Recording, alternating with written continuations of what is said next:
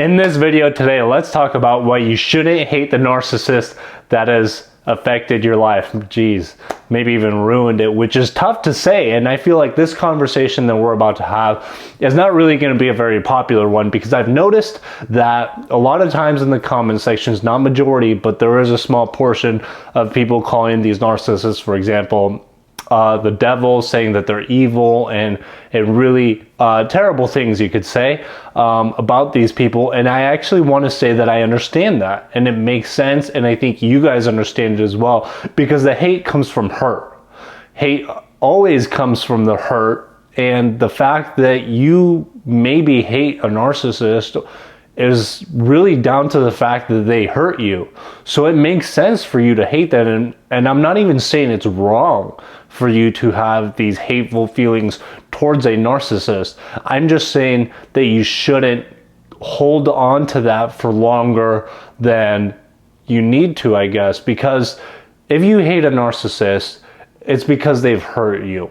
And that emotion of hurt and hate can actually be useful for you in the process of moving away from them.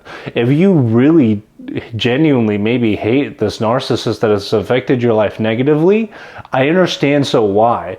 And you can use that negative emotion as fuel for you to be able to leave that relationship safely and leave it forever. But the problem with holding on to that hate for longer than it needs to be held on to is that at the end of the day, you're the one feeling the hate inside of your body. And if you're feeling hate in here constantly, your body is under stress consistently. You're releasing a whole bunch of stress hormones. You are the one that is taking that fuel. And if you're not using it in a positive outlet, then you are going to be the one suffering because of it.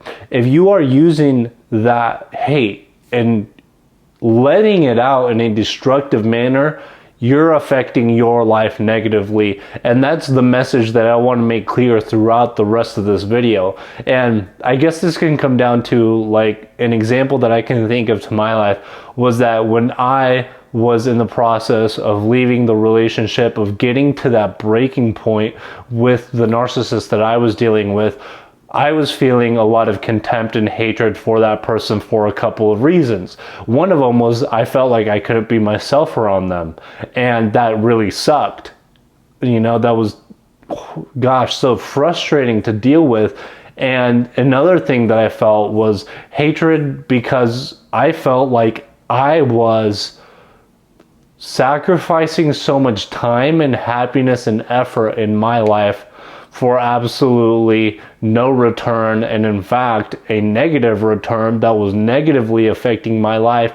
And in essence, I felt like I wasted a whole year of my life, a very productive year that could have been, that meant a lot to me, because right before I got into the relationship with this narcissist, my life was on a very positive upward trend, you could say, on an upward track to the success that I wanted to achieve, the things that I wanted to accomplish, the goals that I set for myself. I was moving in the direction of those things. And having dealt with this covert narcissist, first going through the love bombing stage where I thought this is totally awesome, and then going through the devaluing stage where I just felt terrible about myself, eventually all the other things in my life that I cared about started getting worse because of the things that I was going through in this relationship. So I ended up affecting myself negatively. And because of that, because I felt so tricked, I felt really just contempt for this other person to quite a strong degree. And I used that fuel to get out of the relationship because it helped me make a strong decision. And then I thought to myself, you know, I need to make up for the time that I've missed and whatnot. And I started putting out these videos for you guys, and now these videos have had a really positive effect on other people. And, you know, I guess now that I think about it, that's an example from my life how I've used my pain and my hurt and the wounds that I've gone through for a positive outlet in a way that has helped myself and helped other people. And also, I guess want to say thank you to guys for watching these videos, because making these videos for you guys has been an inspiration for me to also do better in my life, and it's been helpful towards me. And so if you're going to have this hatred in your life, you want to use it for a positive outlet. And I can tell you that over time, from my personal experience, this hatred that I had has slowly but surely diminished, and it's helped me realize something that I didn't realize before, and that was the longer time that I spend away from this relationship, and the more time I spend being myself and being happy, the more you end up, at least in my opinion, looking at the narcissist like you would look like a sad little, puppy or a sad little kid. And I want you to put yourself in the narcissist's shoes real quick. If you put yourself in their shoes, what are they really struggling with, especially if they're a covert passive-aggressive narcissist, where I feel like they can't even go for their needs overtly. At least, a malignant narcissist, an overt narcissist, they're at least overt about what they do, which is, better, you could say. But a covert narcissist, the issue with that is you have the fact that then they feel that they can't even express their needs and go after the things that they care about directly, so they're covert, and they're a narcissist on top of that. And narcissism really comes down to being in a place of feeling like you are powerless, feeling like you are not in control of your life, where maybe you feel like you aren't even happy with yourself. Maybe you could even say that you hate yourself if you're a narcissist, for those that have very strong degrees. And there are very few narcissists that can genuinely look at themselves with the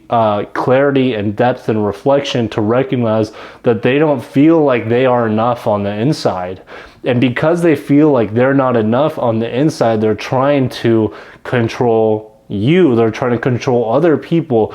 And imagine for a second what it's like to be in a situation where they feel powerless, and they feel out of control, and they feel sad, and they feel maybe even possibly destroyed on the inside, and they live very painful lives because of that. And even though most people can't see it from the external display that is put on, the truth is that underneath the external display, which is something that you have actually been in a unique position to see that nobody else gets to see, even if they kept you arm's length away, they keep other people like a football yard away.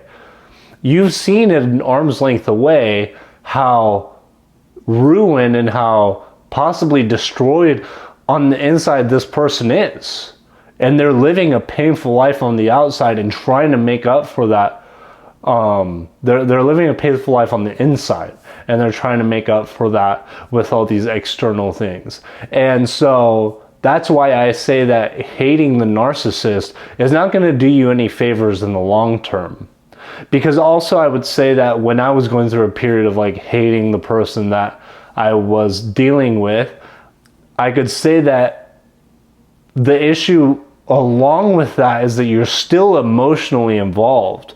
Now that I've spent so much time having been away from the relationship and doing so much better in my own personal health and happiness, I can tell you that there's a difference between hating someone and wanting to be done with something and being emotionally involved in that situation and just genuinely being done with the situation. It's a different emotion that comes with, and it's not a numbness. There's different people that have this like numbness when they deal with these situations that also isn't fully accurate, but it's just a genuine, it's a very calm feeling of just being done. It's almost, I guess you could say, like when you're in the eye of a hurricane, where first you were going through a whole bunch of stuff and there was all, everything was going on, the emotions were turbulent, and it was an intense situation. And then you get to this point where it just doesn't even faze you anymore. It doesn't affect you, and it doesn't really matter, because you are stronger on the other side, and you have over time let go of the things that made you feel this contempt for this other person. And finally, the last thing that I want to touch on as to why you shouldn't hate the narcissist is that I always want you guys to self-reflect. And you know, for a lot of people, it's not a very popular concept. Thankfully, a lot of people on this channel, really, we come together here because a lot of us do self-reflect, and we want to learn about what's going on, and we want to learn about ourselves. And taking the time to self-reflect is that I can never say that I was,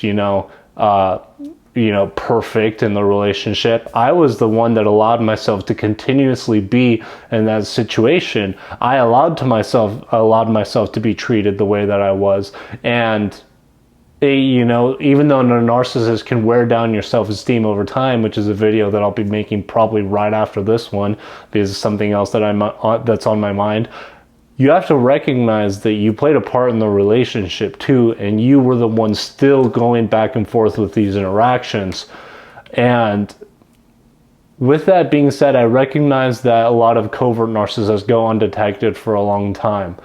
But I would venture to say that there were many times when you felt that you were being unjustly and unfairly treated in ways that you should have never been treated. And those were really good opportunities to step away, and you hadn't.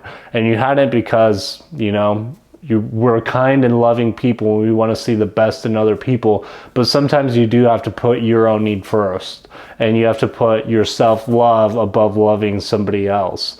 And by doing that and taking care of yourself, you are capable of loving the rest of the world and having a better impact on them by doing that. So that does it for today's maybe unpopular opinion, but I really wanted that to be out there for you guys, because I don't want you guys living in a state of hatred for this other person, because it's not going to be healthy for you long term, and I want you to be happy and healthy.